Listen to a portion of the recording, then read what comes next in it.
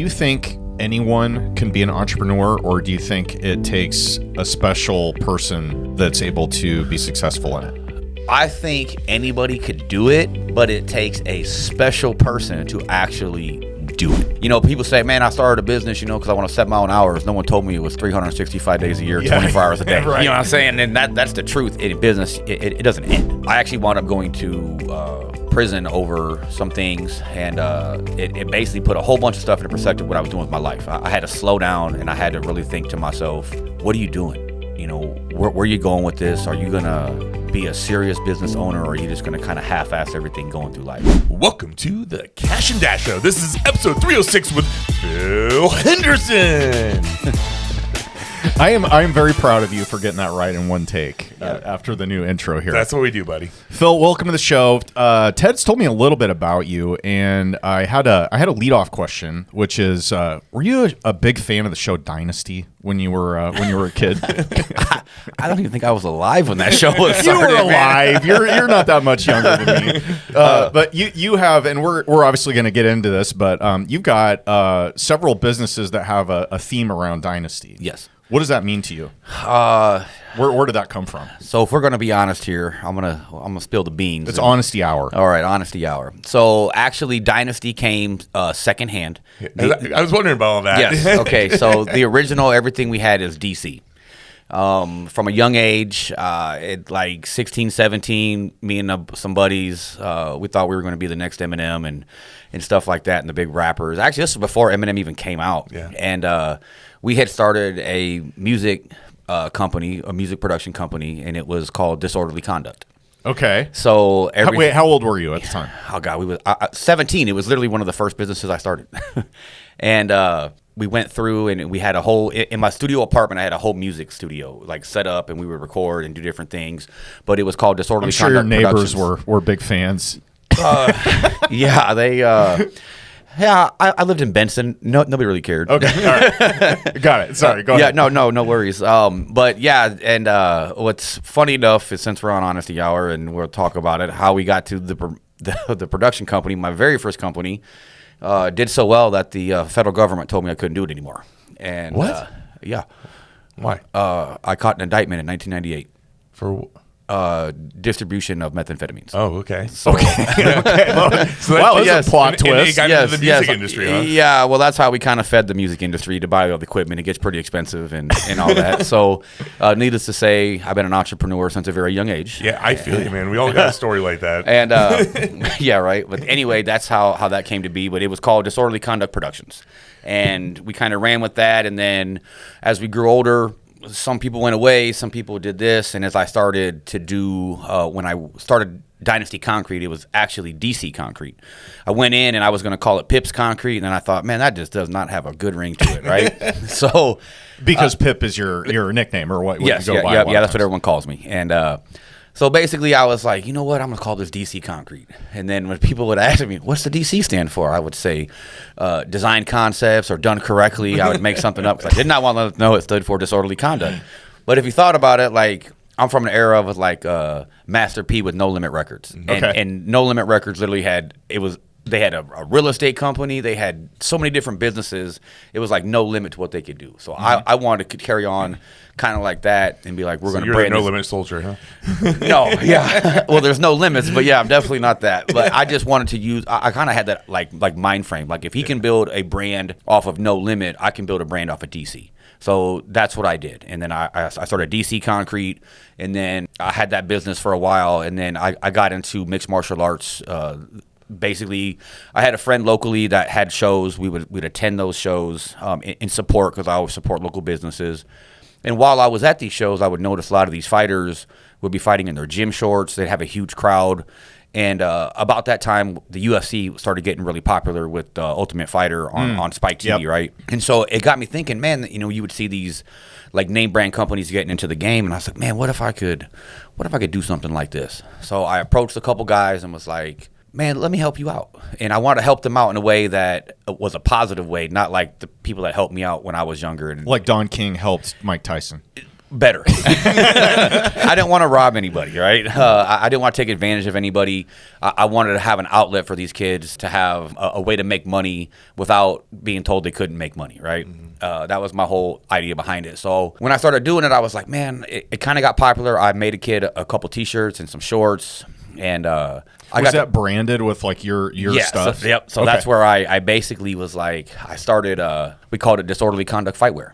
So we kept the name going. Which went Which perfect that with fit Yes, really well with that. man. Concrete, not so much. Yes, MMA. but it went great for that. And You guys had a presence though, because we did. I was doing Omaha nightlife at that time. Yep. And you guys had a huge group. I mean, you guys stood out when it came to those fights. 100%, man. Yeah. We had a whole following, man. It was like a no limit. You know what I mean? Yeah. And we just had this following. So I started Disorderly Conduct Fightwear, kept the DC name alive. My buddy who I started, that we had the Disorderly Conduct Productions, he was away at the time, and I was like, hey, man, I got this thing that I think could co-brand. We'll start Disorderly Conduct Fightwear, and then we started Disorderly Conduct Management. Then we had Disorderly Conduct MMA when we started doing shows. And then my buddy got back into music, and we kind of combined the two. Is that Train? Jimmy. Okay. Jimmy Hooligan was his rapper name, but You always saw his car driving around. yes, and it did. It went hand in hand. He made some music videos, and we'd use the fights, like some of the highlights from it, or we get some of the fighters involved into it. It was a pretty cool thing to go back and forth with, but that just built the brand up. Hey guys, this is Ted with the Kash and Dash Show. Please like and subscribe to our podcast. I gotta get back to this Rio group. Everybody say hi. Yeah! Now, so I'm picturing, all right, you approach these kids and you're like, hey, I've got some branded apparel and this is going to get, going to put you in a better position to be more recognizable and things like that. Like, were you making any money in that business? Because that seems like that would be a tough uphill climb to get to a point of like profitability or revenue with Man, the business. it was, and it was, you would back then you would get a T-shirt printed for, let's just say $10, right? Yep. And then I go to the fighter and say, hey man, I'll give it to you for 15. You sell it for 20, so everybody's making $5. And that went on for a while, and then I got to thinking, man, the only people. I still have my yellow one, by the way, with red and black. Oh yeah. Funny I imagine enough, it's a little tight on you by now. That's why I didn't wear it. So funny story is, a couple weeks ago, I had got a tote back of some clothes that I had found, and I pulled it out, and it was all this old Disorderly Conduct Fightwear gear. And I'm just the opposite. When I pulled them out, they were all extra larges. Oh, okay. So you've dropped some weight. Yeah, since back a then. lot. Yeah, I wear a medium now, and I held it up, and I was like, this seems like a moo-moo, I couldn't believe that I was that big at one time. But hey, man, things happen. But with it, we actually started a printing shop. We had got one, and we had our own print shop. We would do stuff, and I would print fight shorts and logos on it and different things for different fighters. Yeah, and it was a thing for a while. Then it kind of faded from there, and with the business, the clothing line kind of. It just kind of went by the wayside a little bit. We were concentrating more on management at the time, and then doing our own shows. Mm-hmm. So with the fightwear, we kind of just disbanded it, put it on the shelf, and concentrated more on management and then our own productions or our own fights. So then we would do that, and then. At that time, we all kind of grew up, right? It was some years of that, and as we got older, like everything else, we were trying to be a legitimate show in a promotion here within the Midwest. So, like trying to attract sponsors was a little difficult. When you say, "Hey, I'm Philip with Disorderly Conduct MMA," it just kind of didn't have a good ring to it. Mm-hmm. So we wound up actually changing the name to Dynasty Combat Sports. What year did you do that? 2013 Okay. it was. So that's like right that. when I got out of the industry. Yep. Then. Okay. But again, we wanted to keep the DC. So everything relates back to DC and just keeping the movement alive. And then at that point, too, from Dynasty or from DC Concrete, that was the name of the company originally, my concrete company. Where along the line did that come into play? I started that in 2001. So was that your first business? Yep, that was aside my first, from yes, that was my first legitimate business. That meth I had. production and record production. Yep, and that wasn't even really legitimate. That was just more of like a hobby, to say the least. But yeah, no, DC Concrete came about in 2001. I had done concrete for almost my entire life growing up. My brother-in-law owns a company. I'm the youngest of 6 siblings, of 6 children. My dad was 50 when I was born, so my sisters, I had nieces older than me when I was born. I was born an uncle, and throughout my childhood growing up, actually doing concrete was kind of something that we'd go help my brother-in-law with. We thought it was fun at first. And then me and my nephews, when we were bad, they would take us to work and put us in a basement with a shovel. And we'd stay there all day, really throwing rocks at each other. And eventually I learned how to do it, and I started that like I dropping out of high school, and my dad was like, "You're out of high school, you got to get a job." So I went to work for my brother-in-law doing concrete.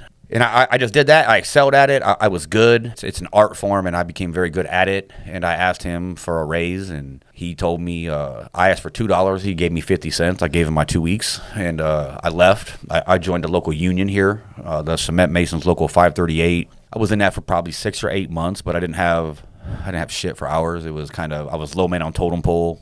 It was going into like the winter time, and and I was like, oh, this sucks. So I was like, I don't do this no more. I'm tired of working for somebody. I'm tired of getting screwed around. And I got in the phone book. I knew what I was doing. I started calling different builders. I had one, was like, I'll give you a shot, give you an address. And I'm sure you've heard the story where I literally was like, man, if you don't like my work, don't pay me. And he called me back after we did the job, and he's like, you said if I don't have to pay you, if I didn't like it. And I was like, oh my God, here we go. And was it a big job? Yeah, it was a basement and garage. So, I mean, it was a couple thousand square feet, and it was some money to me, especially at the time. Sure. And he was like, I was like, oh great, here we go. And he goes, ma'am, here's 2 more addresses. And so he gave me a couple more, and we went in, and that's how it started. And I've never looked back since. How many people have used that line with you since? What they come and want to work for you? What if you don't like my work? Don't pay me. Nobody. I don't think I've ever heard anyone say that before. Yeah. Where did you even come up with that, or was it just out of desperation? It was kind of like a little bit of both. I was so confident in myself what I could do. Mm-hmm. It's like anything else in life. If you ain't confident, you're not going to go anywhere. And at the time, I was really sink or swim for myself. At that point, I told you that the government at one point told me I couldn't do what I was doing, and I was still involved with that. And I had a parole officer, and I had different things to do, and I was at a turning point in my life where I just had to be serious about life. Mm-hmm. And that's where I was like, I need to make this business. I need to make it work. And I was just confident in my skills and what I could do. And I just told him, if you don't like it, don't pay me. What do you think the hardest thing for you was transitioning from an employee to a business owner?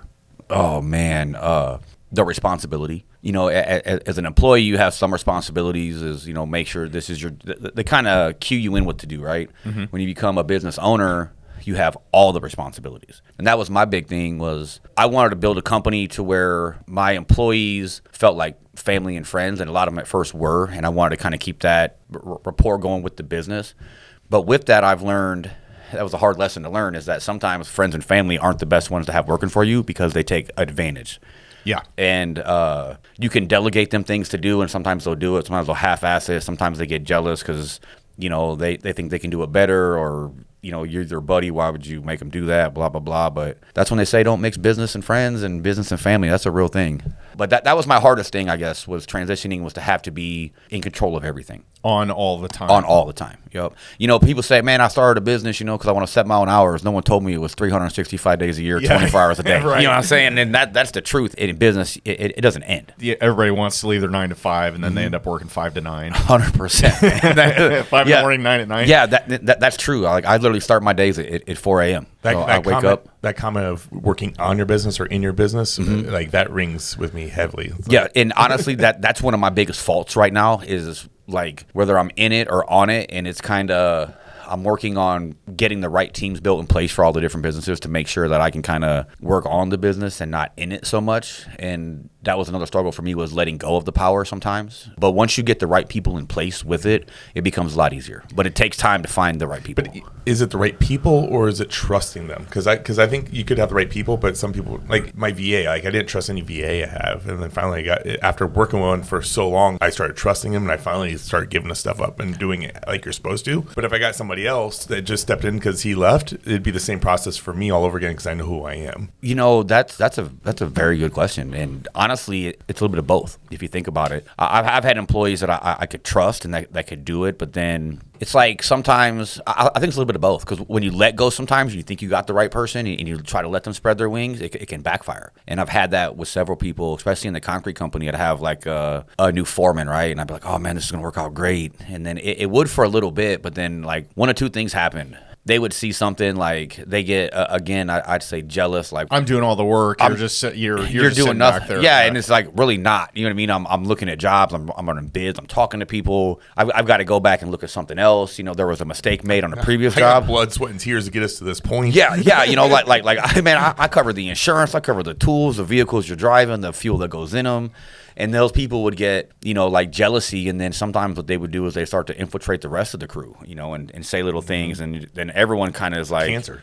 100% it is. And then it just becomes a toxic workplace, and either you got to get rid of that toxicity, like either whether it's that one person or several of them and get rid of them. And that's kind of a tough decision, especially when you have so much work to do and you're like, and you can't find help. The labor shortage is a real thing here. And then, or you get a guy who's great and doesn't do that, but then after a couple of years is like, yeah, I want to go on my own, and which you can't fault nobody for that. No. That's America's dream, right? Everyone wants to be their own boss. So for me, it's the catch-22 of hiring a rock star. Yeah. At some point you're training them to start their own business. Yep. And that's happened to me more than once. But with that too, like it was kind of a blessing, as well, because there was a lot of work I couldn't get to at times. So when like I had a foreman leave, and he was a great man, and he started his own company. He didn't take a single person with him when he left, which was great.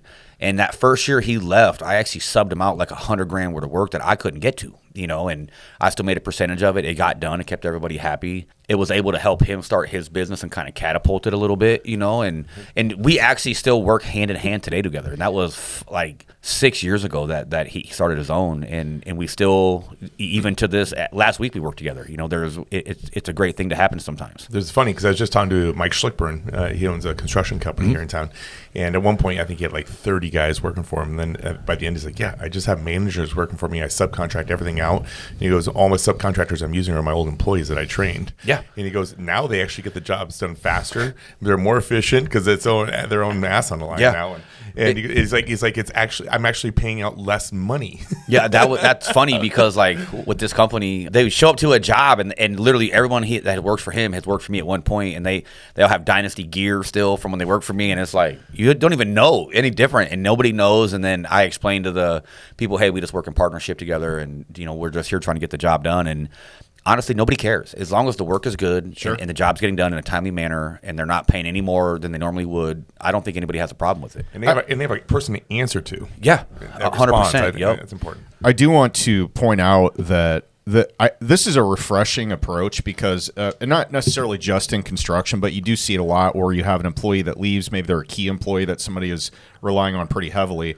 They go start their own business, and instead of taking the approach where you're like, hey, good for you, and that's the trade-off with hiring a rock star. Eventually, they're going to leave. But you build allies instead of burning bridges, because a lot of people are like, well, screw you then. Your name's going to be dirt around this town. I've seen that a lot, where people just get bitter when somebody leaves, and they're like, I'm not going to let you succeed, and I'm going to do everything I can to undermine you. Whereas you're like, hey, good luck, and maybe we can, do business together. And if you know, like, and trust them, that's even better, because then you don't have payroll. You don't have to worry about all the intricacies of managing a relationship or an employee, and you just hire them. They're done. They're done. Yeah. And I mean, but like, honestly, I never got that, man. Like burning bridges, like what's the point? Why hold animosity? What's that do? Who's that benefit? Like holding on to that hate and jealousy to somebody else.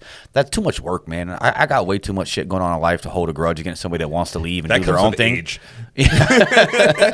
Right. But it's funny, man, because I saw a quote a while back on Instagram or something, and I don't have a Facebook, and it was like, I ain't afraid to burn a bridge because I know how to swim. And I was like, I don't know how to swim. I don't like burning bridges. And I was like, yeah. And that's real.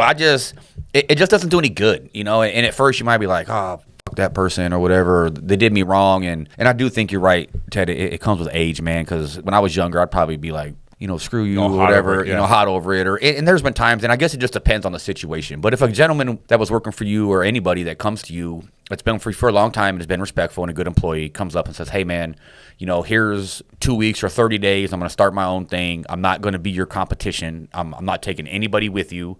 I'm doing a different whole route of business. Not different route, but like, they're not going after your builders. They're not going after whatever.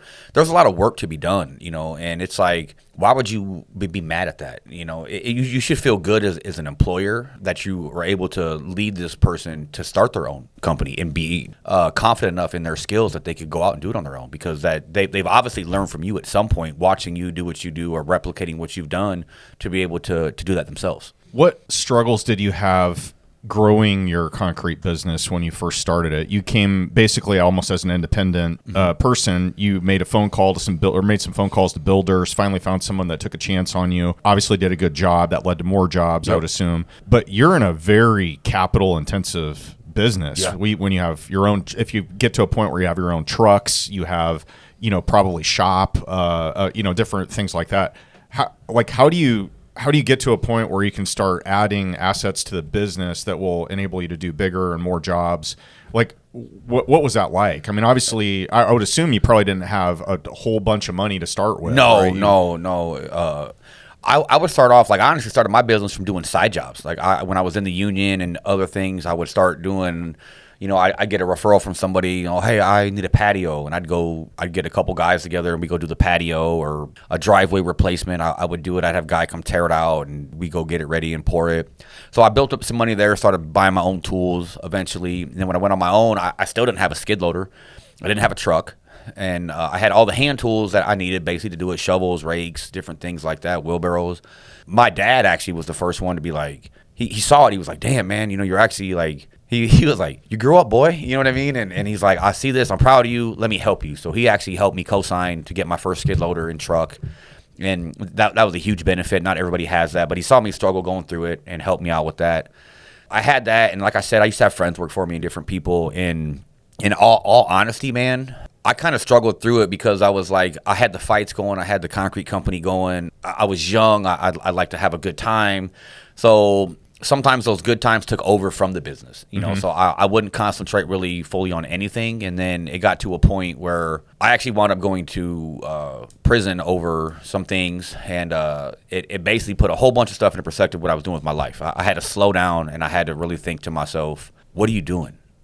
Where are you going with this? Are you going to be a serious business owner, or are you just going to kind of half-ass everything going through life? And when I got out, I had to make a decision on what was going to be that, and were you just getting, without getting all the details, were you just getting all this money in from all these businesses and just partying? Yeah, that's what party boy lifestyle. 100%. That's what it was, man. I was like, the businesses were doing good enough and paying me well enough that I could pretty much do whatever I wanted. It was go to the bar, have some fun, and you were there with the fights, and we had a huge following, man. We literally, bars used to pay us to come to their bar because we would bring so many people with it. We put a post up and people were like, oh, we'll see you there, and 100 people would show up because we were going to be there. They just wanted to hang out and be around us and the fighters. And his fights back then had thousands of people showing up. And it was a good time, but it was just more of a party crowd. And then that partying led me into, drinking and this and that. And that's what I wound up going to prison for, was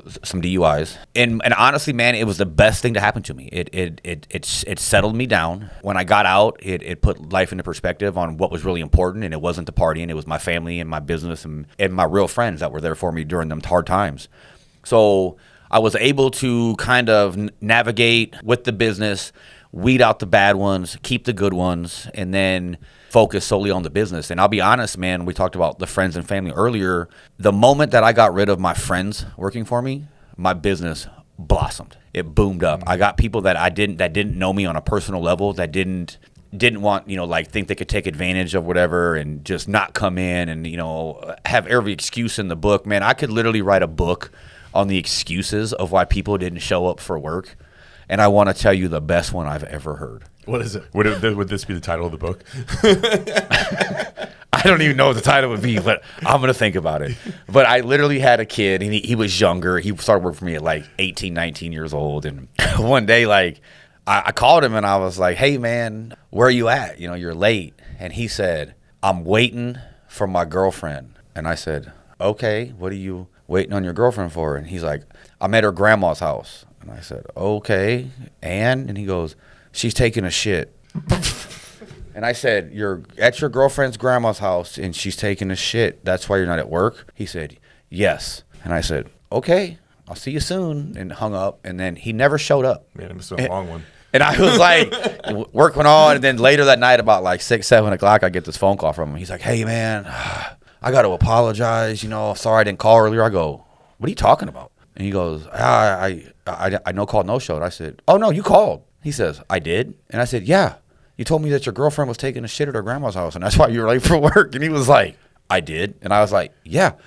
I said, you mean to tell me you were so drunk that you don't even remember calling me? Wow. But like that was like the one excuse that has stuck out to me throughout all the years was that one. And I was like, that's a humdinger, man. That was like the one that was just, but it just like it was always some excuse with people, right? Especially your friends. And I just got tired of that. So I went and I got employees that I didn't know that actually like worked hard and wanted to get hours. And that was another thing. Like guys would, I'm broke, and then I try to give them hours. I don't want to work, and I was like, well, money just doesn't appear out of the thin air, and I had guys that wanted to work 50, 60 hours a week. And it was like the moment that I found them employees that wanted to work and actually make money, then the company started making money, and then it thrived. And it's been going like that ever since. One thing you said that really resonated with me, I was teaching volleyball last night with a group of girls, and I was talking to I told my daughter about this, and she's talking about one of the girls and being a friend or not a friend, and it's kind of two-faced. Yeah. And I go, one thing you're going to notice, and as you get older, you're going to separate who your best friends are,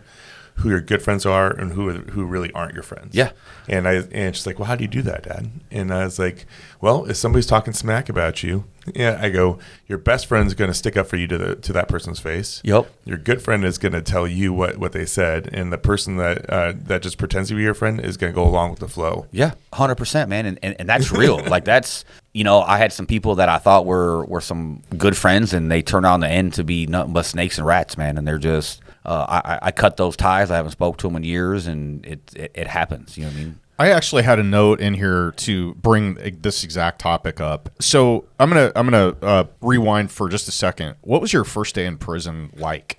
Man, it was rough. I'll tell you what, man. So my first day after sentencing was the best sleep I'd gotten in years, because I had this.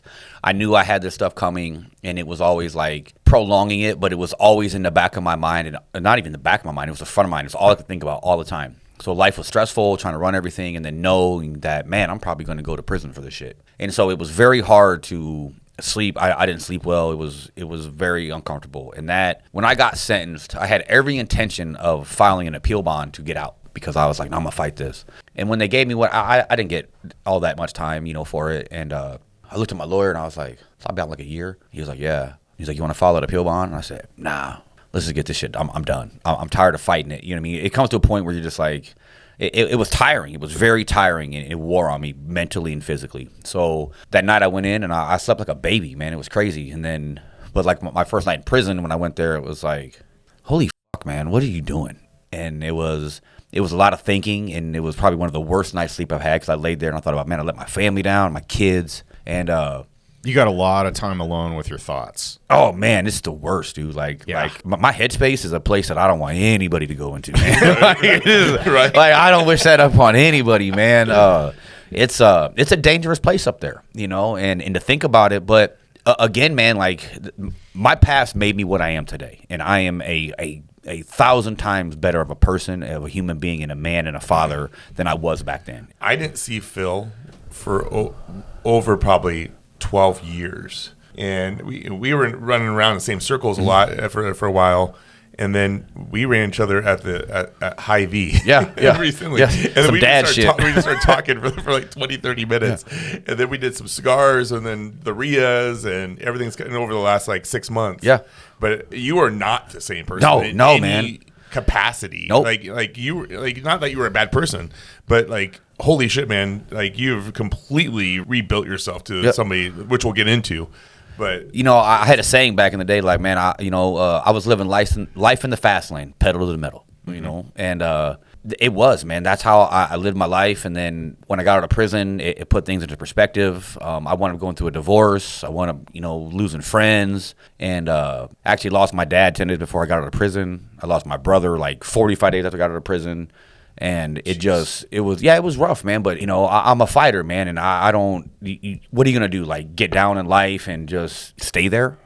For what? I got kids, man. I have to do this for them. I have to give them a better life. And so that's what I did. I just buckled down and didn't want to live that life anymore. Let's talk about what it's really like to change your whole setup of friends and people that you spend your time with. It's one thing to, have to fire an employee that you become friends with. That's one thing, and it certainly probably sucks. But it's a whole other thing to realize after spending time in your headspace and saying, what are you doing, man? And figuring out this is not the trajectory I see for myself. I need to pull my pants up and go to work on improving my life. How does that work when you have people that you've been hanging out with for years and years, and then all of a sudden you go away, you get out, you have a different mindset?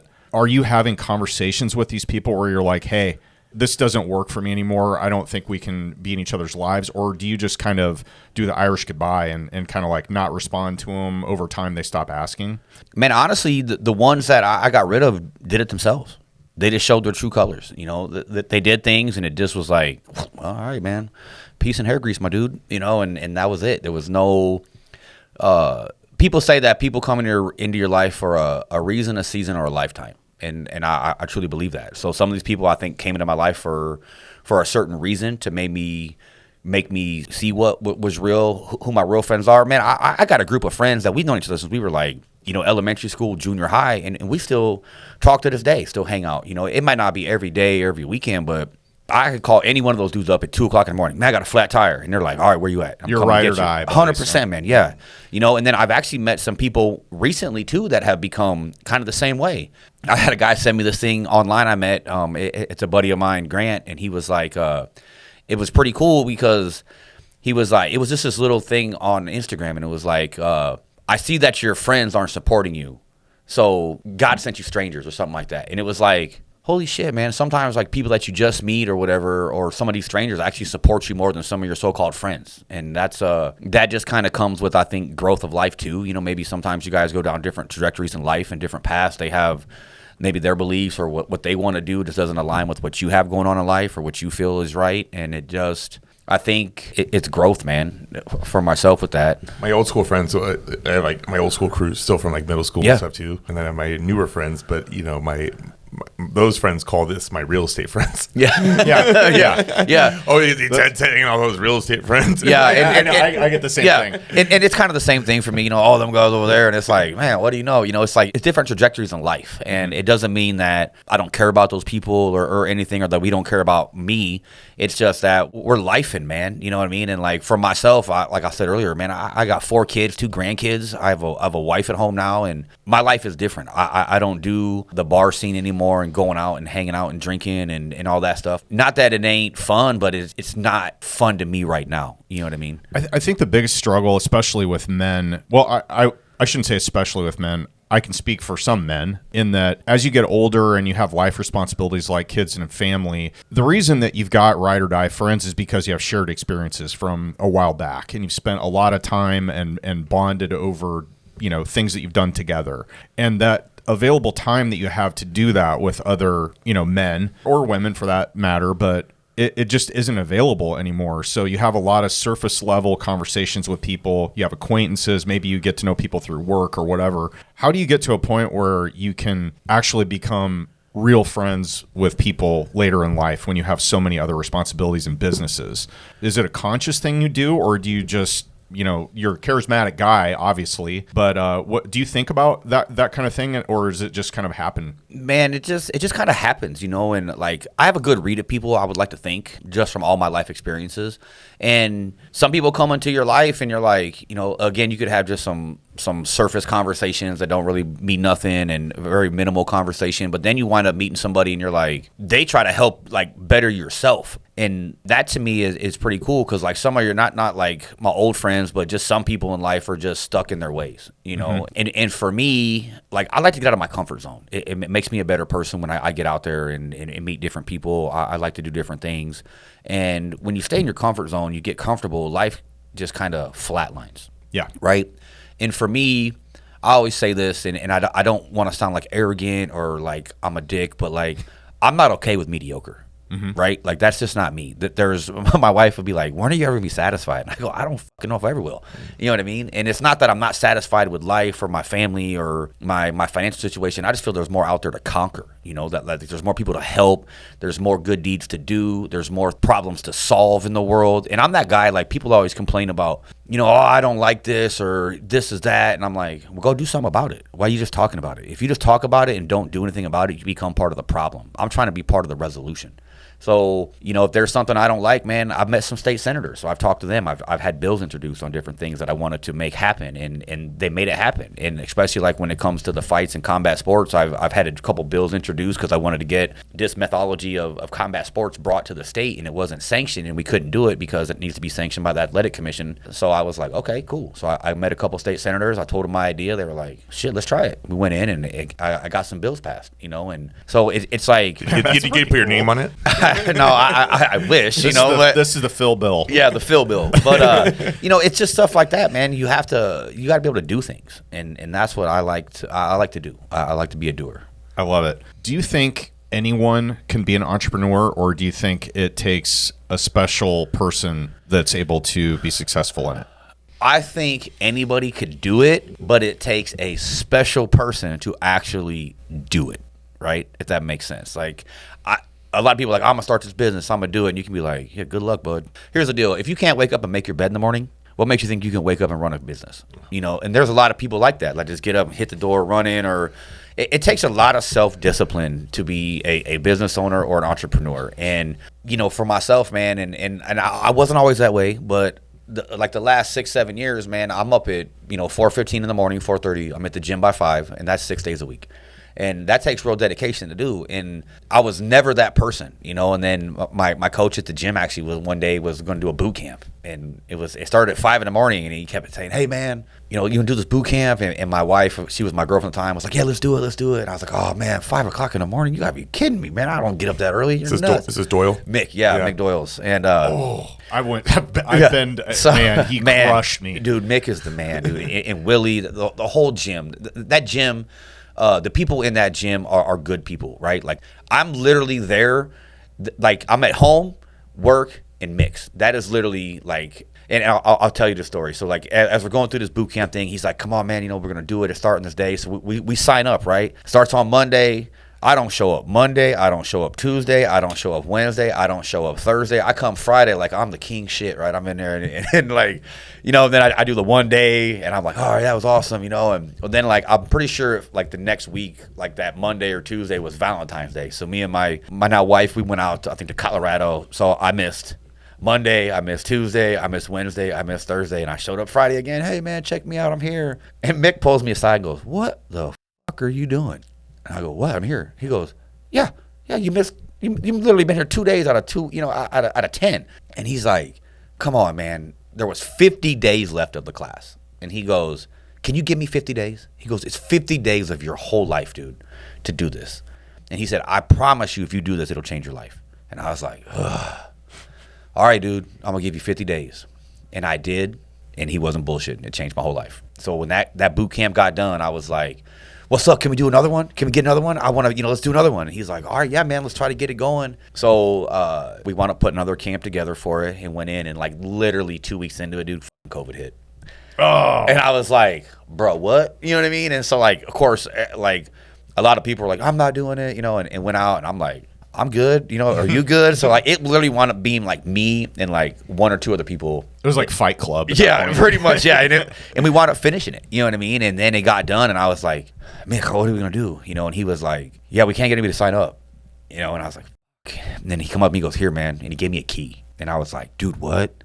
And he's like, yeah, man, I trust you. We've been friends for a long time, and literally, I go in the morning and I unlock the gym. No one's ever in there, and I turn all the lights. I turn the music on. I do my workout. Sometimes I'm done before anybody shows up, or sometimes Mick will show up. He's got early clients or other guys, and then I leave. Well, other times, like this morning, I went in there, and I actually went in there a little bit early today, and I left a little bit early, so no one was in there. I shut all the lights off, shut everything down, I lock the door, and I leave. It's like no one's even there. I'm just like, I'm this little mouse that comes in the mornings, do my thing, and I leave. But he wasn't lying when he said it changed my life. And so for the last 6 years or whatever, it's been the thing, and I literally cannot function normally if I don't do it in the morning. Yeah. And it's just been crazy, man. It's the people that are in there are good people. I've made some really good friends out of there. I cannot say enough positive things about him in that place. If you want to start a habit and you want gym to be the habit, I think that's the best way to do it, because I did Ryan Jensen's. Yeah, you and I talked about this. Yep. And that started my morning workout. I was working out, but I wasn't doing the morning workouts. And he's like, okay, you got to be here at 4:15, 4:30 in the morning for that class. Yeah. It was fat camp. And it's a different mindset, dude. So it's just like that when it comes to business, right? If you can't wake up at 4 o'clock in the morning and get your day started, you're going to have a very hard time starting anything, I feel, and that's just me now. It's hard, man. And like, I have so much stuff going on that I have to start my day that early, right? So my day runs from 4 a.m. to 10 p.m., and there are times like when the summer comes and I'm working and I'm doing concrete and helping out there that if I make it to 8:30 at night, that's a long day, right? And it's funny because I'll wake up and I'll have like 15 text messages. So I'll respond back at 4:30 and they're like, dude, why you text me so early? I go, why you text me so late? And they're like, bro, it was 8:15. I go, I sleep, man. I was watching the back of my eyelids. You text me for 5? Yeah. This is what you expect. Yeah, Who is it that said that you can if you go to Lowe's at like 6 in the morning and you can find all your contractors at the time, those would be the best contractors you have because they're the ones that actually work. Yeah, man. And that's funny because I literally, oh my God, this is funny. So like, I literally plan my day, like, my morning, and I'll sit there and go, oh man, I gotta go to Home Depot. I need this, and this. So Home Depot opens at 6 a.m. And so I leave the gym at like 5:55. It's a 5-minute drive. I roll up, and I'm walking in as they're like flicking the lights on. They're always like, oh, here again? I'm like, yep. And I'm in like shorts and a tank top. And they're like, what kind of job do you do? You know what I mean? I go, don't worry, I'm going home to change in my work clothes and I'm out the door. But yeah, that's just how I live my life, man. I start early. Sometimes I end early, but it's early for some, but late for me. If you're going to Home Depot a whole bunch, there's we get a discount code with them. What? Yeah, so for being a RIA member, it's like 40% off paint. And you get 3% cash back every quarter, and a whole bunch of other stuff. Sign me up. Yeah, so I'm literally there like 2 or 3 times a week. This was Ted's plan the whole time. Yeah, right. I'll RIA membership. membership. Shameless Home Depot plug. Okay, one thing Ted and I have talked about pretty recently actually is we have a number of friends that are, this term gets thrown around a lot, but serial entrepreneurs. Mm-hmm. They start businesses, then they start another business. Maybe they're doing a business and they keep getting customers that ask them, hey, can you also do this?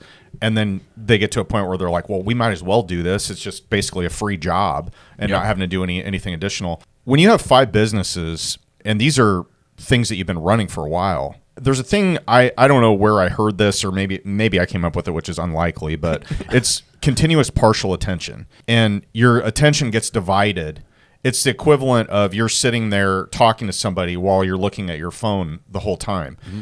I feel that way being involved in different businesses that I'm in and partnerships that I'm in. It's kind of unsettling, and sometimes, and Ted and I were talking about a good friend of ours that has a number of businesses, like, I don't know, 10, 12, something like that, where this person, we had a conversation, and I was like, your attention is getting divided, even though you're 300% of what a normal, capacity person could handle. That 300% is more like 50% when you're divided into all these different things.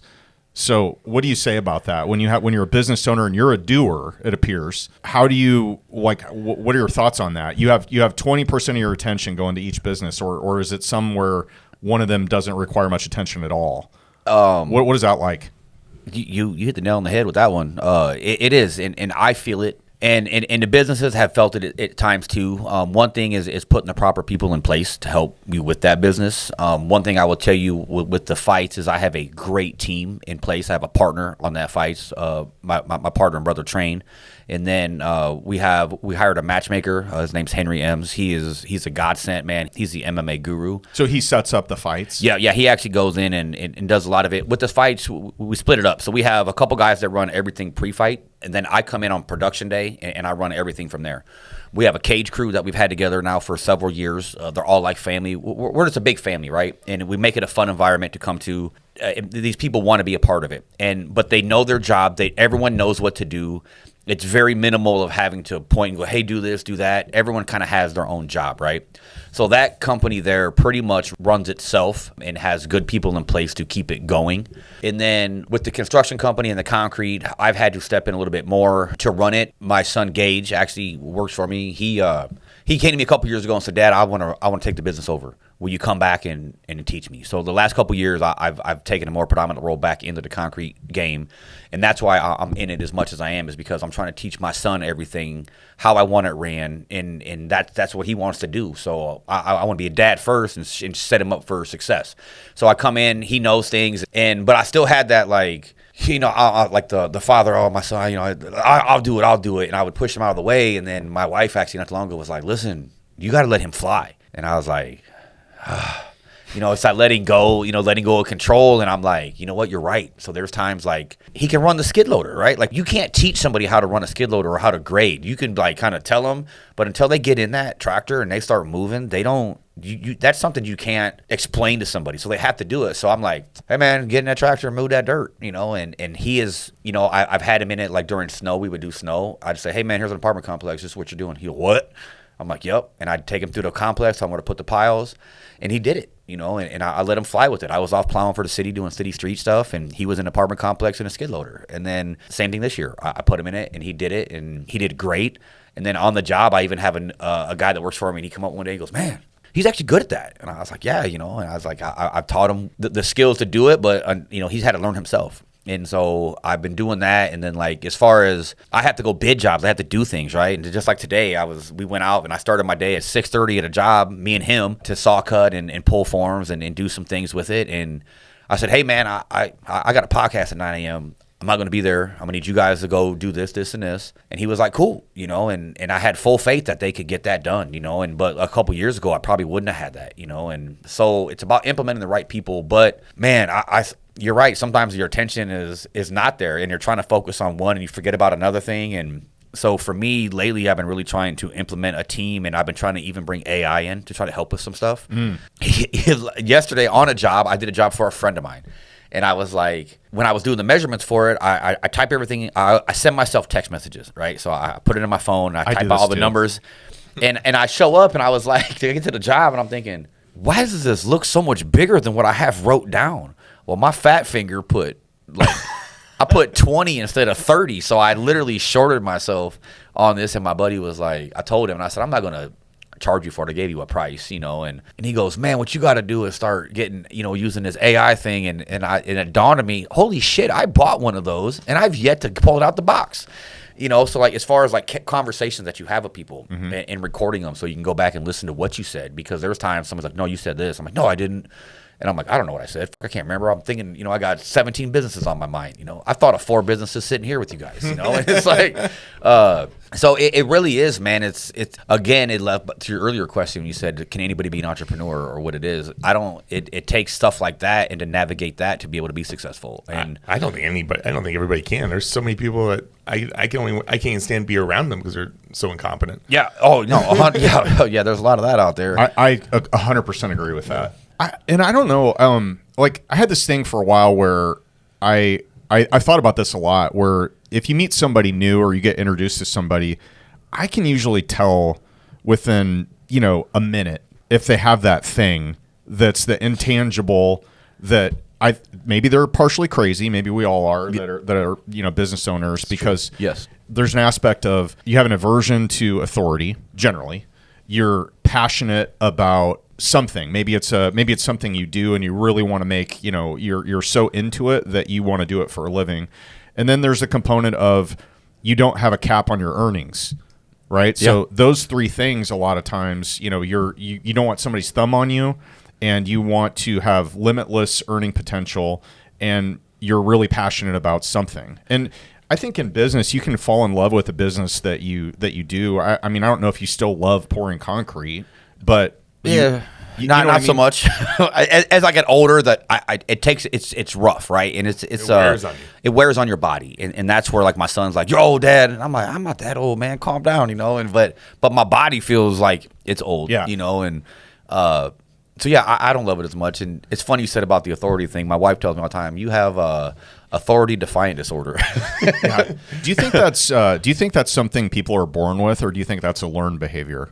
Honestly, man, I think you're born with it. I truly think that you either have the it or you don't. And that's a lot of the stuff, you know, you can't teach it. You know, you can't teach somebody like you can try, but if they don't have it in them, they don't have it in them, and that's a real thing. I always say I'm just built different. I'm just built different. I move different. I said earlier when we got to talking, I said, man, I'm like water, man. I just flow, and I've learned to pivot from different things, like on businesses, like things aren't going one way. Most people are like, oh my God, what am I going to do? It's going to fucking fail. I'm like, I'm going to find something else to do. I'm over here. You know what I mean? And another thing, man, is like, I take risks. It takes risks to do this stuff. And like, I look for the opportunities. And sometimes I jump in, head first. And I'm like, oh shit, that sucked. You know what I mean? Well, I'm going to pivot and go over here, and it's just, that's how I think it needs to be, and like the last several years I've been working on a new business. I was working for a guy and it wasn't working out, and like as I was working for this company and I was like, I don't know about this, you know what I mean? And I finally went out and Was it the company or the partner? It was kind of a little bit of both, okay. You know what I mean? And it was a lot of like empty promises and all this, and it felt like we'd have these meetings and I swear to God, it was like Groundhog's Day. It was the same shit every Tuesday. And I was like, but nothing ever produced of it. And then it boiled down to it, and that's actually when I decided I had reached out to some people that I've been working with, and I said, what if I did this on my own? And they were actually like, dude, I would actually love it more if you were on your own and not with these people, and you're the one we talk to anyway. What's the point? And that's when I was like, all right, cool. So then, then the other business came about. Do you think, so I know, and again, this is just from my perspective, but I know enough about me now, and I think this comes a little bit with age too. You kind of start reflecting on, like, people have this, what is it in the Matrix? They call it residual self-image, where Neo thinks he's got, hair, he's got the hair and looks like he does, but in actuality in the real world, he's, head shaved, he's gaunt and everything else. But I think when you start being like real and acknowledging what your strengths and weaknesses are, and I look at myself and I say, I'm a guy who loves starting businesses. I like new stuff. I get bored easily. I don't like somebody's thumb on me all the time. I like to try new things. I'm not necessarily the best planner. I will jump into something without, like you mentioned, jump in head first. It's a challenge to just get them locked down on Fridays for the podcast. Yeah, that's true. Yeah, because I don't like your authority. Yeah. But what do you think about that? I feel like I'm talking to myself. You know what I mean? Like you're like talking about me, and that's. But do you get bored after you start it and get it up and running, and then you're like, "What's next?" Yeah, I don't like running businesses. I don't like operations generally. I'm the same way. Like I want to keep creating. That's like, I'm a creator. I have a new idea. I want to think about this, and I'm like, oh, what if I do this? What if I do that? What if I do this? Like, it's just and sometimes it's me waking up at 2:00 in the morning with 1,000 thoughts racing through my head, right? And I'm like, oh shit, man, I got to calm down. I got to get this done. You know what I mean? And sometimes I think, man, maybe I just need to give up on some of this stuff and concentrate on that. And I've tried, and it always goes back to, I'm gonna start something else. Let's do this. And I just think, again, like, I have that craving for more. And I just think we're like the same. You know what I mean? Like in the headspace, we crave more. I think that's what it comes down to. I get bored easily. Nothing like. My attention span is on squirrel, at times, and sometimes it's great, sometimes it's not. You know what I mean, depending on the situation. But that's real. That's me. You would have hated the old podcast studio because we had a window, and then he would yell squirrel all the time. Yeah, he's the same way. Yeah. Okay, so and just to kind of like finish the thought or put a finer point on this.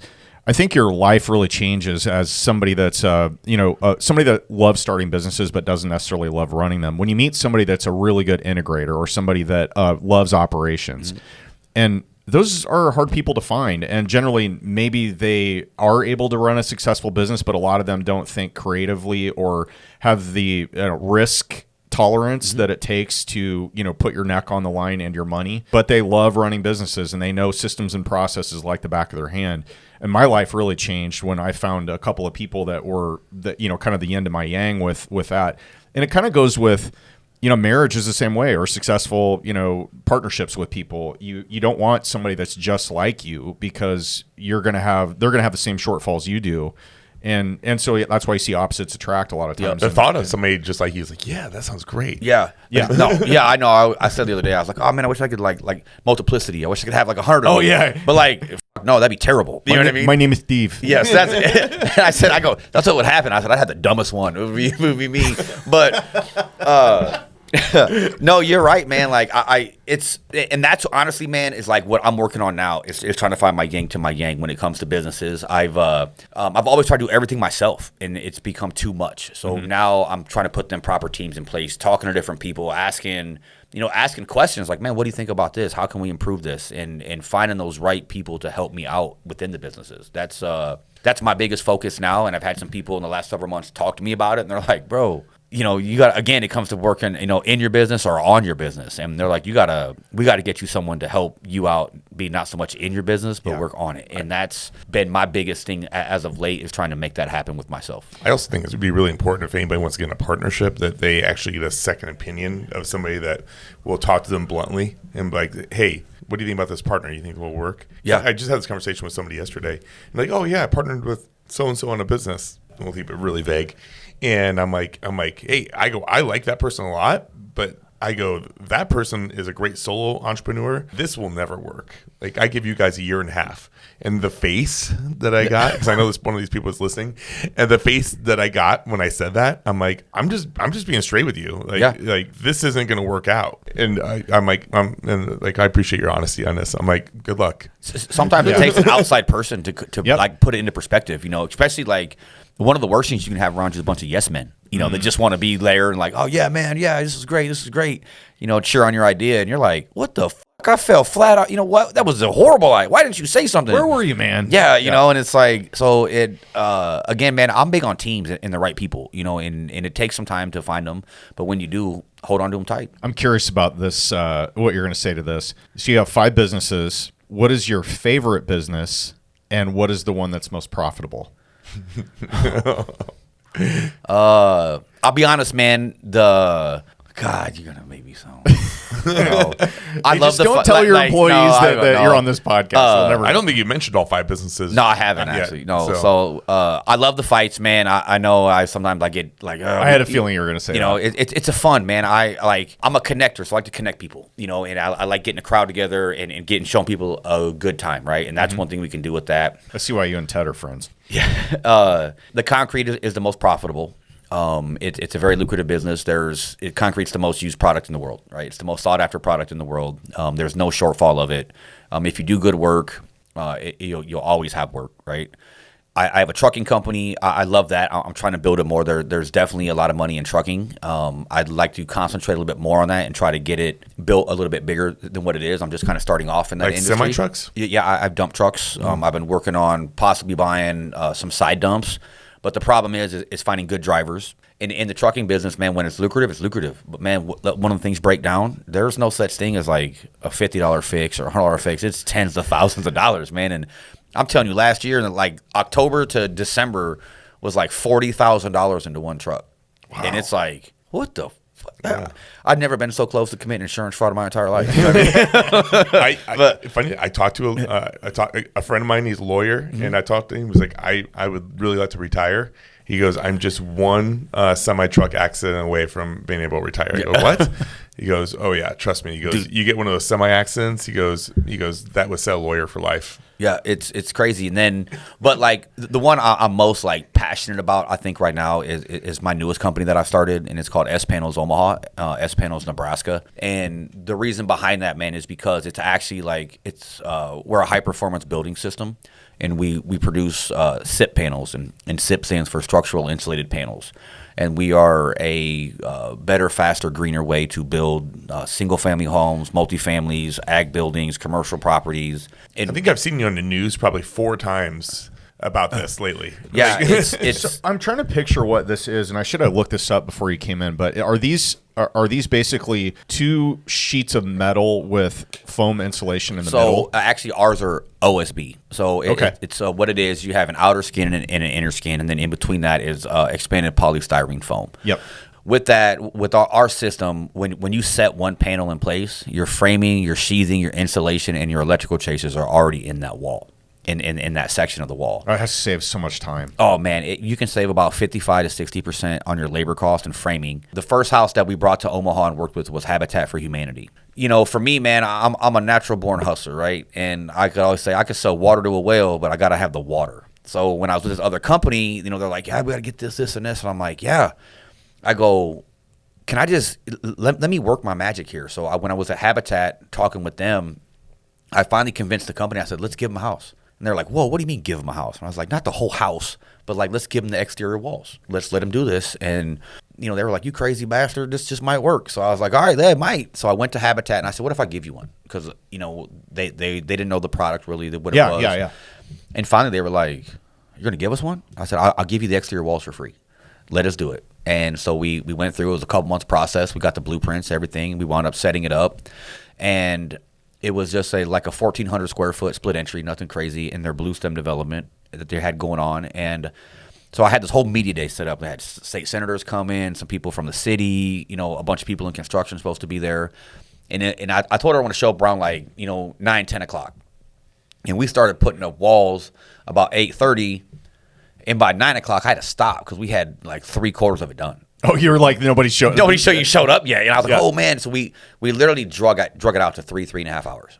And that's how fast the system can go up. Okay, I'm trying to picture this. So you said, now it's OSB and then the polystyrene foam in the middle, but there's obviously not OSB that's up against dirt, right? No. What's the skin made of? The skin? Yeah. It's all OSB. So it's just on a foundation or slab on grade, just like you build any conventional thing. So with this, it had a basement on it. It was a poured foundation. They ran floor truss and then they decked it. And then with ours, the panels look like a giant ice cream sandwich.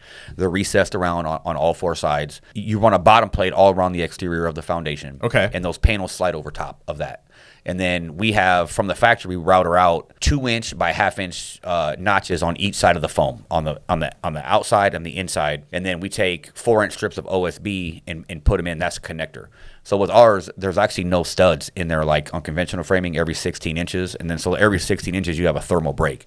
With our panels, you don't have that. The only dimensional lumber is around your doors and windows and your corners. So for that whole wall, you nail off the bottom flange on the inside of the house and the outside of the house. And then when your first strips come together, then we take a expanded foam and we spray it up against the foam. You sandwich it together, and then you nail off that 2-inch flange on each side of the panel. And then when you get to your corners have dimensional lumber in them.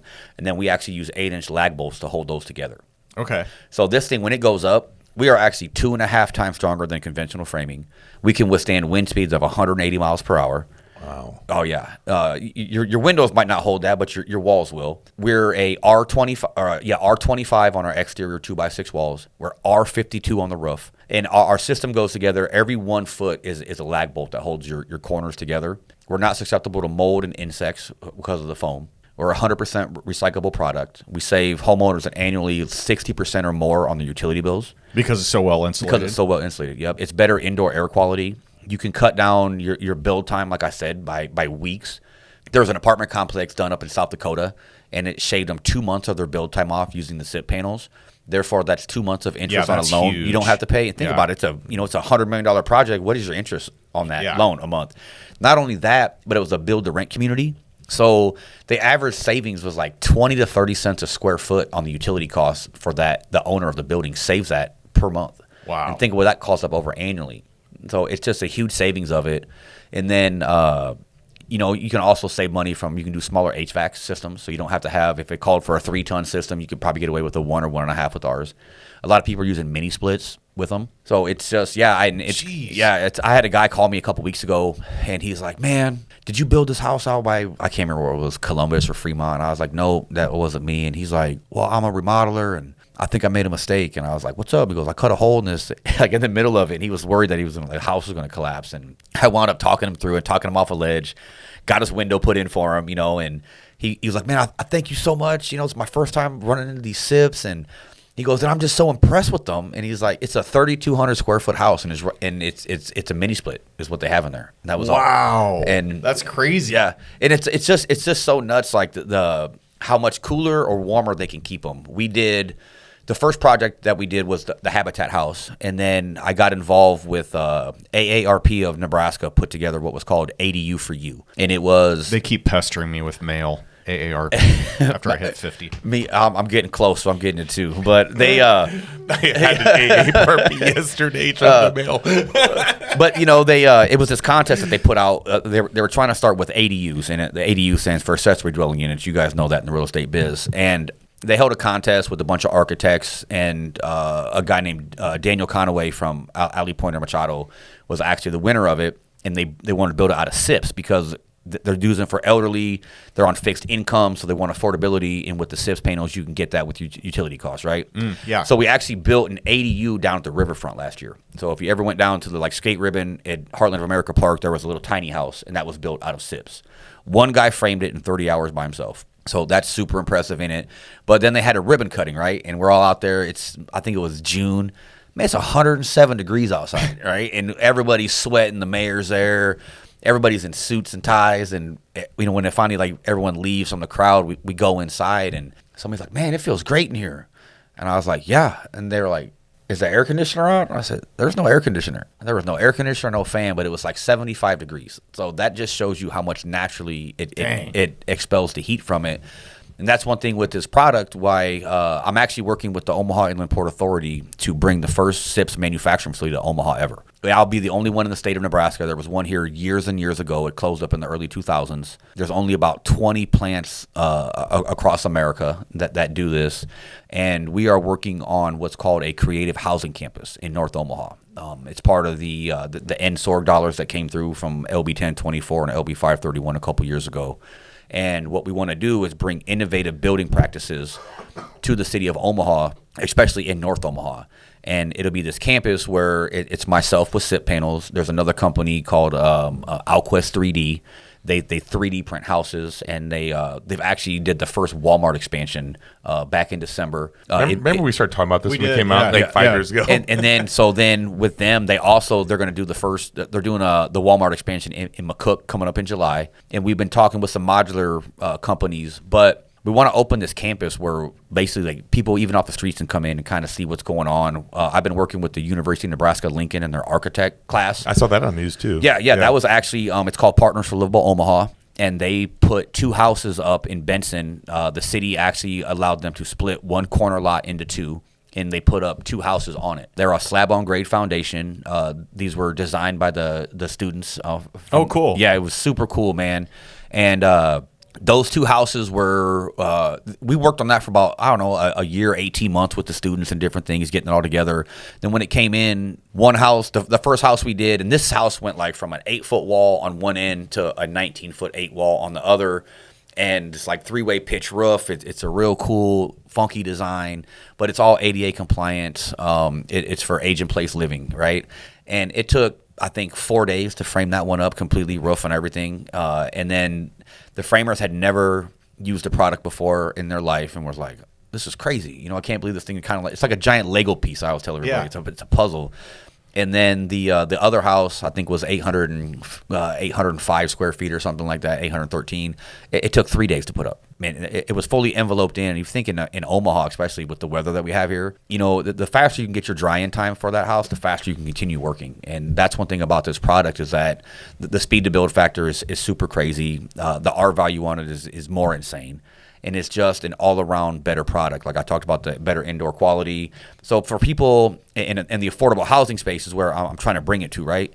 Because for me, I don't think affordability should stop at the ribbon cutting. It needs to last the entire lifetime of that structure. And that's one thing with our product. We even offer a 20-year warranty with it. Wow. Yep. So you think about somebody, especially living in North Omaha or South Omaha or in an impoverished area, they're only bringing in maybe 60% of the AMI, right? So sometimes it boils down to whether they're paying their utility bill or they're putting groceries on the table for their family. And to me, that's one of my big things that I'm trying to solve, right? I don't think nobody should have to suffer. I think housing should be, it shouldn't be an issue. Somebody shouldn't have to worry about that. That's just one more thing they have to think about. Nobody should have to go through that. Where am I going to, is it going to be a meal? Am I going to have heat? Am I going to have air conditioning? My AC went out last summer. Holy man, I was like, it was the hottest days of the year last summer. And I was like, I wish I was in a SIPS house right now. But, so that's my biggest passion right now is trying to get this out there because people need it. This is something that's needed. It's not new. It's been around 100 years, but over the last 10 years or so, the technology's gotten a lot better. Everything is glued and pressed in a factory, so we're no different than your engineered woods of today, your micro lamps. It's the same process behind it. All of our equipment has certifications to it. Every panel is stamped with certifications on it. It just really helps out those in need, man. That's what I'm trying to do here. I'm trying to make Omaha a better place and give back to the people that need it most. I love it, man. I now want to foam fill all my walls at my Airbnb. Here's the thing about it, man. Is like with the expanded polystyrene, you don't have any breakdown. So if you use bat insulation, it's no different than your roof. That's why you're always having to re-insulate your roof, right? It breaks down over time. Even with the spray foam, it's a petroleum-based product. Over the years, it breaks down. With our product, it doesn't do that. So it stays. That panel, the foam stays where it's supposed to stay the entire lifetime of that structure. Wow. So don't foam fill my walls then. Don't foam fill it. Just sell your Airbnb and let's build out of SIPs. Oh, I love it. Well, Philip, this has been quite a ride, man. I had no idea about most of this. Obviously, Ted told me a little about your background. I've seen some of your stuff on social media, and I knew some of the things you were involved with. But what an amazing story this is. We've been trying. You've had a crazy life. We've been trying for a little bit on this one. Yeah. But in the at the end of our podcast, we have some questions that we call the OT with Owen and Ted, where we're going to ask you some stuff here, rapid fire style. All right. You up for this? Yeah, man. Let's do it. All right. So the first question for you is, this one is called Failing Forward, where we I love it. We talk about something that happened in your life or business that was at the time a failure, but you used it basically as a springboard to later success, or you look back on it and you're really glad you went through it. Man, as crazy as it's going to sound, it's actually going to prison. That has literally it changed my life. It made me think what not to do. And it really put things into perspective. And I don't ever want to be that person I was back then. So that truly keeps me grounded and level-headed today to strive to do better, not only for myself, but my family, my children, and the community as a whole. I think that if you're a listener and listens, you probably as soon as he talks about prison, you probably have this automatic stigma of who he is. And I tell you though, even though you might have made some bad decisions, you weren't a bad person back then. No, absolutely not. But I want the listeners to know that. Oh yeah. And I didn't go to prison for murder or anything like that. I had one too many, and Uber wasn't a thing back then. So luckily no one was ever harmed in anything. It was only person ever harmed was myself and my family and friends from it. There was a movie, probably 20 years ago, and I think I may have brought this up on another episode, but it was called Sliding Doors. And I don't know if you ever remember it. It was Gwyneth Paltrow was the lead. And the whole premise of the movie was at the beginning, she's running late, I think, for work, and she was trying to make the subway or get on a train, and she gets right up to it, and then the door slides shut. And then the film basically splits into two parts. One that shows her getting on the train and the chain of events that happened after that in her life. And the other one, she goes a completely different path where she meets her husband, and then the other one she didn't. And then the lives that she led in that movie are completely different. In a sliding door scenario for you, you didn't get caught and you didn't go to prison. Where do you think you would be right now? Oh man, I'd probably still be doing the same shit I was back then. It's no different. I made a lot of poor, bad decisions in life, and I don't think that probably would have changed. A lot of people that go to prison don't learn from their mistakes. That's why sometimes, as high as 97% reoffend and do different things. I'm like that 3% that was like, yeah, I'm good, man. This ain't a fun place to be. It's not a reunion for me. I don't. That's just not what I want to be in life. And yeah, so that's I'm truly glad that it did. As much as it sucks that it happened, it's truly the best thing that made me the person that I am today. Love it. So I was listening to a Joe Rogan podcast, and he's talking about the fights, and he said that if he could do away with one thing with fights, it would be the cage. And he says it hinders the ability for the fighter to actually do what they need to do, and they use the cage as leverage. And he said if it was up to him, he'd use a whole entire basketball court-sized mat. What's your thoughts and feedback on this, considering that you do have a cage? I like the cage. We also do with that. We actually started another one. It's called Ring Rivals, and we do it in a ring. So it's different. It's Muay Thai, boxing, and bare knuckle boxing. You can't do. You can do 2 to 3, or you can do bare knuckle boxing in a cage, but you can't do boxing or Muay Thai. I think a basketball size court would people would gas out from running around, or you would get the guys that would run away. Right, like Floyd Mayweather. Yeah, like he would not he engaged. would do well. Yes, he would do well in that because he would always be backpedaling and going around, and he'd use the whole area. He'd outpoint you, and yes, like you'd never touch him. So I think the cage keeps it in cage. Honestly, man, like I've seen it where they put like 16-foot cages where it's smaller, so then the action like it's kind of you're forced to fight, and so I don't think that opening it up would be. I definitely would not take that away. Yeah. That would not be my thing. Yeah. If I could take something away, it would be the accidental nut shot that happens. When he said that, it made me think, and I was like, God, I'd really love to see a good fight, and just to see if he's right. I mean, you could probably see that at a bar on a Friday night. Yeah. There's a lot of running room there. Okay, even though you kind of backed into the name Dynasty with your businesses, knowing that it came from disorderly conduct originally. So with Dynasty in mind, we have a question about legacy. When it's all said and done and you look back over the chapters of your life, how do you hope to be remembered? As the guy who never let failure determine where he ended up. Great answer. That's it, man. I feel that my legacy would be just knowing that I'm here to help people, and not just people, but like the whole community as a whole, not just individual people, but I am truly trying to make a better life for everyone out there. Next question I was going to ask you was be based on superpower, but I think we have the same superpowers, and it's community and bringing people together. Yep. And we've already talked about that in the podcast. But coming from a guy that looks like that has absolutely no fear, between the way you run your life, the way you run your businesses, but we all know that we all have a fear. What is something that keeps you up at night, or something that you fear that will never happen? Oh man, that's a good one. Man, the feeling of failure, like not just like failure in general, but like for like letting my family down. Yeah, like that's it. Like my kids, my grandkids. Disappointing others. Yeah. But not just everybody, but like the ones closest to me. Of course. The ones that really matter, you know. Yeah, that'd be it, man. That's my biggest fear. And there's times I wake up at night, and being a business owner, you struggle with certain things. And that's one of the things like, oh my God, is this gonna work? Is it gonna fail? I'm trying to do this for my kids. Like I've always made my oldest daughter talk about this, but a family compound. And I'm like, I would love one day to just have this family compound. Made out of S-Panels. Absolutely, it will be. But these 20, 30 acres, man, where we got these barn dominiums, and like my grandkids, hey, I'm sending the grandkids over to eat. Cool, come on down. We all got 4-wheelers and dirt bikes, and in a lake with a boat, and like that's something I truly want. And like I would love to make that happen. It's still my end goal in life.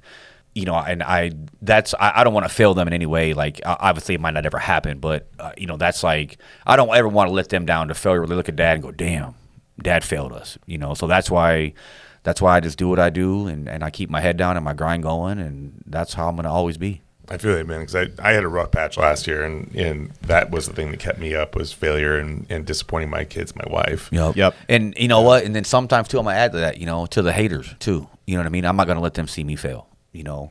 That's another thing, because they want that for you, right? Yeah. And I'm just like, no matter what, you just can't let it. You can't let them win. It comes with success. Yep.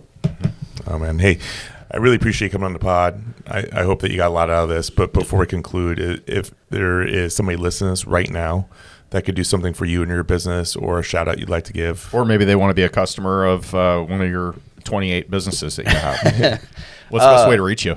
You can. Phone call or text message, man. 402. Not Facebook. No Facebook. I got rid of that 10 years ago, and I ain't looking back. Honestly, man, a text message, 402-208-2660. You can check out, if you want to learn more about S-Panels and what we do, it's S-PanelsOmaha.com. Then if you want to know more about the concrete, you can check me out at dcconcreteomaha.com. And those are the best ways to get a hold of me, man. Awesome. Man. I am so glad I ran Indy the other day. Oh, right, yeah. And went to the fights. And my wife actually wouldn't believe this or not, but she loves going to MMA fights. Really? Yes. Loves it. Surprises me. So when I went to the fight, she's like, thanks for the heads up, and where's my ticket?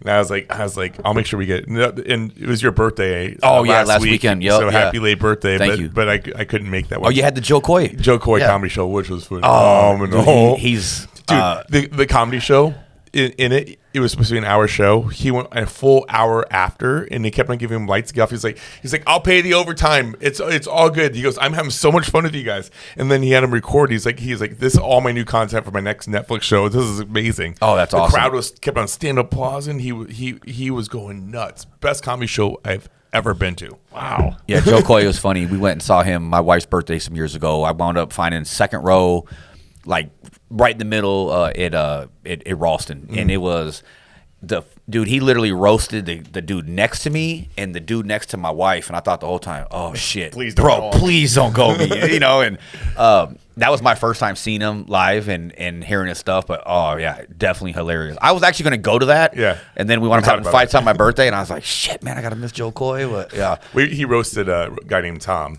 Did he? And Tom's name got probably mentioned 150 times. And then everybody in the audience said Tom because he couldn't find his wife and he was walking back up and down. And then he just made fun of that dude the whole entire time. He had this kid next to me, a little 15-year-old kid. His name was Jack. And he was like, he basically told him, he said, don't ever touch your mom's cell phone with your right hand ever again. And then the kid comes up to me after he gets done roasting him, and he like elbows me, and he goes, you want to know what my nickname was in high school or is in high school? I said, what? He's like, Jack Mehoff. And I was like, I wound up giving the kid cage side tickets to the next fight. Did he really? Yeah, I swear to God. And he found me, and I was like, I'm so glad you came, Jack. It was pretty cool. Oh, that's great. Yeah. Oh, man. Well, with that, Owen Dash, should we see us out? On behalf of Aiden Bear, Ted Kaasch, and the Kash and Dash Show, I'm Owen Dashner, and we're listening to Philip, Building a Dynasty Starts with Making Your Bed, Henderson. Sign off. I love it, man. Thank you, guys.